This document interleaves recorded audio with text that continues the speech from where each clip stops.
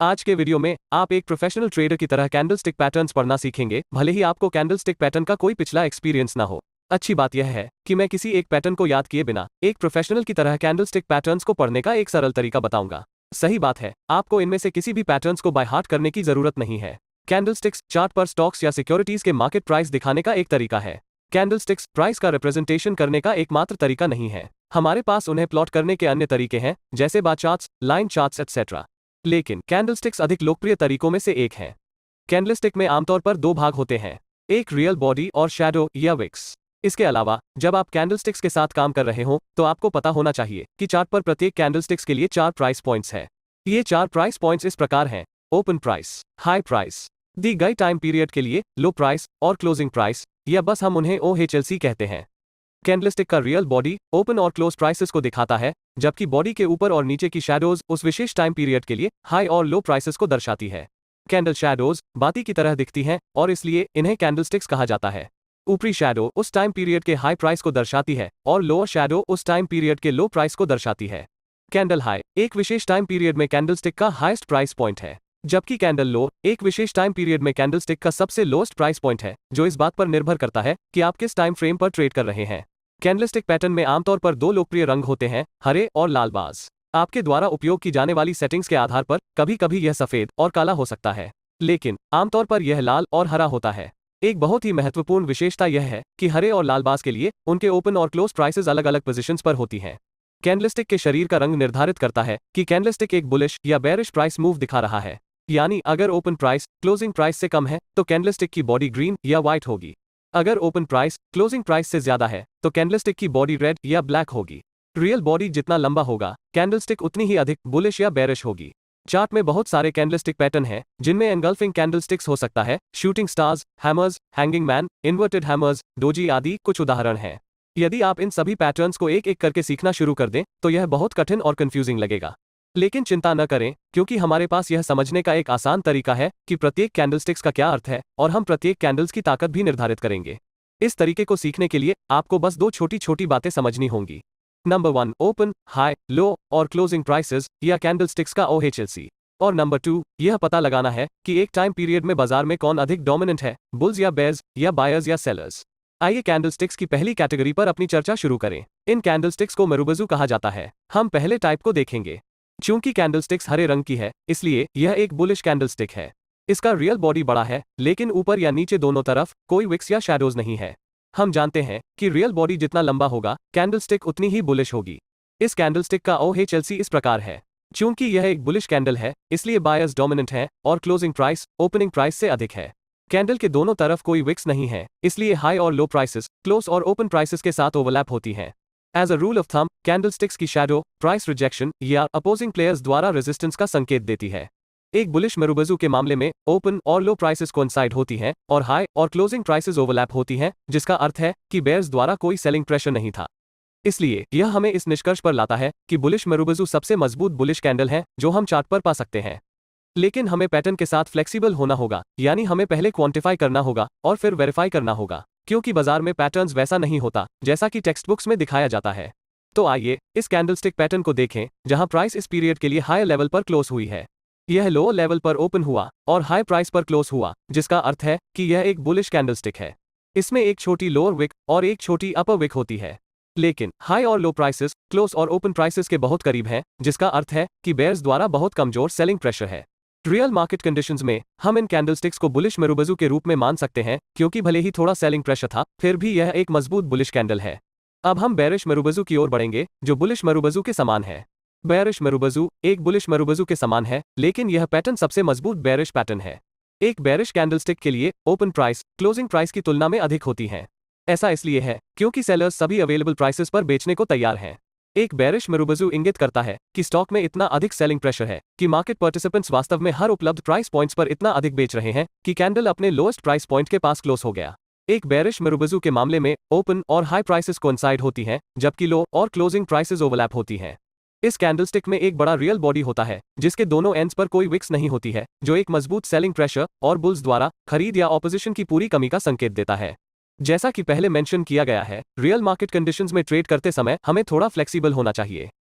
आइए कैंडलस्टिक्स की अगली कैटेगरी को देखें। ये पिनबाज हैं। पिनबा की पहली कैटेगरी हैमर और हैंगिंग मैन है।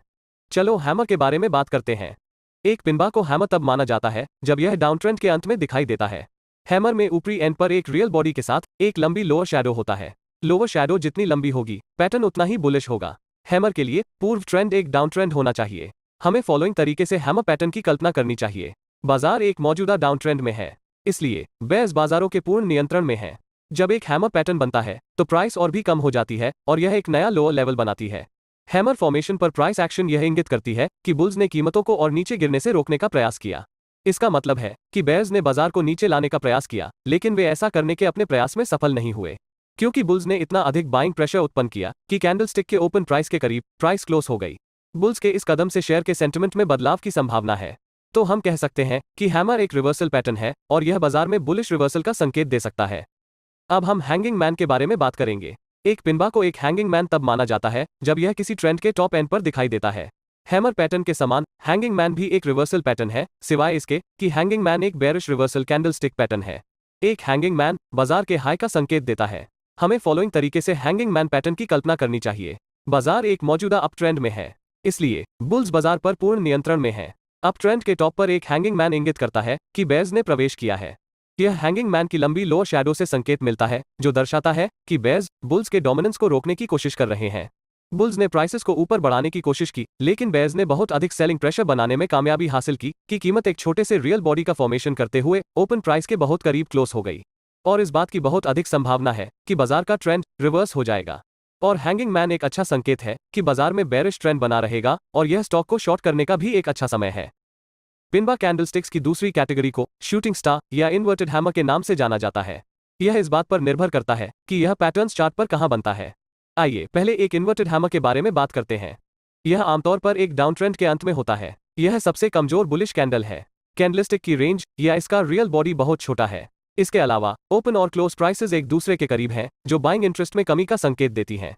लंबे अपर विक संकेत देते हैं कि बुल्स ने कीमत को ऊपर लेने की कोशिश की, लेकिन बेयर्स द्वारा एक बड़ा सेलिंग प्रेशर हुआ था। यह इंगित करता है कि कमजोर बायर्स बाजार के कंट्रोल में हैं और एग्जिस्टिंग सेंटिमेंट में संभावित बदलाव हो सकता है। तो हम कह सकते हैं कि भले ही एक हरी कैंडलस्टिक बनाई गई हो, सेलर्स वास्तव में बाजार के नियंत्रण में हैं। इन्वर्टेड हैमर को आमतौर पर हैमर की तरह एक प्राइस रिवर्सल कैंडलस्टिक के रूप में स्वीकार किया जाता है, जहां ट्रेंड एक डाउन ट्रेंड से एक अप ट्रेंड में बदल जाती है। यदि आप मुझे इन्वर्टेड हैमर और हैमर के बीच चयन करने के लिए कहते हैं, तो मैं निश्चित रूप से हैमर पैटर्न चुनूंगा, क्योंकि हैमर इन्वर्टेड हैमर की तुलना में ट्रेंड रिवर्सल का अधिक मजबूत संकेत देगा। यह इन दोनों कैंडल्स के बीच सेलिंग प्रेशर्स में अंतर के कारण भी है। अब अगले पैटर्न पर चलते हैं। एक पिनबा को एक शूटिंग स्टार तब माना जाता है जब यह एक अपट्रेंड के अंत में होता है, जो प्राइस रिवर्सल का संकेत देता है। एक इन्वर्टेड हैमर की तरह एक शूटिंग स्टार का भी एक छोटा रियल बॉडी होता है, जिसकी ओपन और क्लोज प्राइसेस एक दूसरे के करीब होती हैं।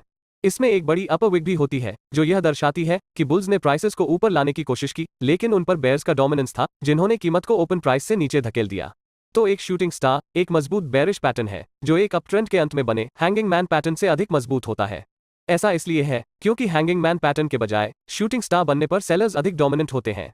अब कैंडलस्टिक्स की तीसरी कैटेगरी की ओर बढ़ते हैं। हम स्पष्ट रूप से देख सकते हैं कि इन कैंडल्स का रियल बॉडी छोटा है। एक छोटा रियल बॉडी इंगित करता है कि ओपन प्राइस और क्लोज प्राइस काफी करीब हैं। ऊपरी और निचली शैडोज की लंबाई लगभग बराबर होती है। चूंकि ओपन और क्लोज प्राइस पॉइंट्स एक दूसरे के करीब हैं, इसलिए कैंडलस्टिक का रंग मायने नहीं रखता। अगर अपर विक की बात करें तो अपर शैडो की प्रेजेंस हमें बताती है कि बुल्स ने बाजार को ऊपर ले जाने का प्रयास किया था। हालांकि वे अपने प्रयास में सफल नहीं हुए। यदि बुल्स वास्तव में सफल होते तो रियल बॉडी एक लंबी हरी कैंडलस्टिक होती, जैसा कि पहले एक बुलिश मरुबजू के मामले में देखा गया था। इसलिए इसे बुल्स द्वारा बाजारों को ऊपर ले जाने के प्रयास के रूप में माना जा सकता है, लेकिन वे इसमें सफल नहीं हुए। इसी तरह लोअर शैडो की प्रेजेंस हमें बताती है कि बेयर्स ने बाजार को नीचे ले जाने का प्रयास किया। हालांकि वे अपने प्रयास में सफल नहीं हुए। यदि बेयर्स वास्तव में सफल होते तो रियल बॉडी एक लंबी लाल कैंडलस्टिक होती, जैसा कि एक बेयरिश मरुबजू के मामले में होता है। इसलिए बाजार को नीचे ले जाने की बेयर्स की कोशिश वास्तव में सफल नहीं रही। न तो बुल्स और न ही बेयर्स बाजार पर कोई डोमिनेंस स्थापित कर सके, जैसा कि छोटे रियल बॉडी से स्पष्ट है। इसका मतलब यह है कि बुल्स और बेयर्स दोनों के बीच इंडिसिजन है, जो बाजार को इन्फ्लुएंस करने में सक्षम नहीं थे। कैंडलस्टिक्स की इस कैटेगरी को स्पिनिंग टॉप्स कहा जाता है, जो वास्तव में इंडिसिजन कैंडलस्टिक हैं।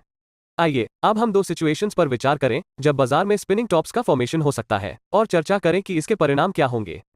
क्या होगा अगर स्पिनिंग टॉप्स एक डाउन ट्रेंड में बना हो?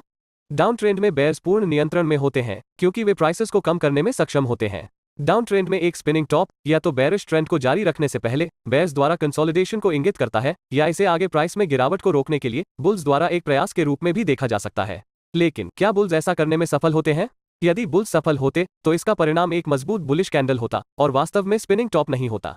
तो स्पष्ट रूप से इस मामले में दो समान पॉसिबिलिटी वाले आउटकम्स हैं। या तो बेयर्स द्वारा सेलिंग का एक और राउंड होगा और बाजार में गिरावट जारी रहेगी, या बाजार अपनी डायरेक्शन बदल सकता है और कीमतें बढ़ सकती हैं। क्या होने की संभावना है, इस पर कोई क्लैरिटी नहीं है। इसलिए एक ट्रेडर को दोनों स्थितियों के लिए तैयार रहने की जरूरत है, यानी रिवर्सल या कंटिन्यूएशन के लिए। इसी तरह की स्थिति तब भी होती है जब एक अपट्रेंड के दौरान एक स्पिनिंग टॉप बनता है। अब अंत में बात करते हैं डोजीज की। डोजी एक स्पिनिंग टॉप के समान है, सिवाय इसके कि इसमें रियल बॉडी नहीं है। इसका मतलब है कि ओपन और क्लोज प्राइसेस बराबर हैं। डोजी एक महत्वपूर्ण कैंडलस्टिक पैटर्न है क्योंकि वे बाजार की सेंटिमेंट के बारे में इंपॉर्टेंट जानकारी प्रदान करते हैं। मुख्य रूप से एक डोजी तब बनता है जब ओपन प्राइस क्लोजिंग प्राइस के बराबर होती है, जो इंगित करती है कि रियल बॉडी मौजूद नहीं है। ऊपर और नीचे की विक्स किसी भी लंबाई की हो सकती है और कैंडलस्टिक का रंग मायने नहीं रखता क्योंकि ओपन और क्लोज प्राइस बराबर होती है। डोजीज का कॉन्सेप्ट स्पिनिंग टॉप से मिलता जुलता है। एक स्पिनिंग टॉप के लिए हमने जो कुछ भी सीखा वह डोजीज पर भी अप्लाई होता है। डोजी बाजार में इंडिसिजन का संदेश भी देते हैं, जिसका अर्थ है कि बुल्स और बेयर्स इस बात को लेकर कंफ्यूज्ड हैं कि ट्रेड करना है या नहीं। डोजी और स्पिनिंग टॉप दोनों ही ट्रेडर्स को बाजार में सतर्क रहने के लिए कहते हैं। कई अन्य कैंडलस्टिक्स हैं, लेकिन अब तक जिन कैंडलस्टिक्स का मेंशन किया गया है वे चार्ट में बनने वाले समान कैंडलस्टिक्स के विचार को समझने के लिए पर्याप्त हैं। आइए अब हम सबसे मजबूत से सबसे कमजोर कैंडलस्टिक्स को अरेंज करें। सबसे पहले हम बुलिश कैंडल्स पर विचार करेंगे और उन्हें उनकी ताकत के क्रम में अरेंज करेंगे।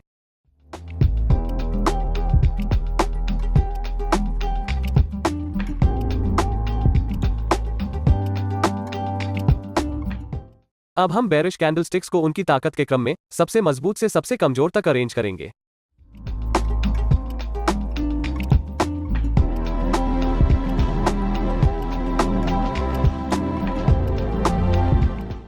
वीडियो के अंत में एक जेंटल रिमाइंडर यह है कि इन कैंडलस्टिक्स को आइसोलेशन में ट्रेड नहीं करना है, क्योंकि जितना अधिक कॉन्फर्मेशंस होगा उतना बेहतर ट्रेड होगा।